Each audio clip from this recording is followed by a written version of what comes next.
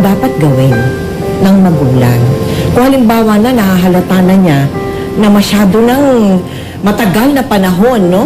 Yung mga iba nga sa mga internet shops pa pumupunta pag walang sariling no? Alam mo, sa experience ko, no? Oo. Talagang yung anak at yung parents naluluha. They break down, no? Because they realize na hindi sila nakapag-communicate. Iba na yung role mo as a parent. Oo. No? Hindi ka na yung lagi nilang gustong kasama. Hindi na eh. Oo. Kasi eventually, that's part of growing up. They have to learn to live on their own. Yung parents o yung bahay, nagiging refueling station. So kung may problema yung bata, na bully sa eskwela, for instance, mapupuntahan yung nanay niya, and yung tatay at nanay niya, and yung parents niya, makikinig sa kanya. Parang 2-year-old child yan natututo pa lang maglakad. 1 to 2-year-old. Yes. Gagabayan mo. Oo, hayaan mo siya maglakad, pero alam niyang nandiyan ka sa likod. Oo.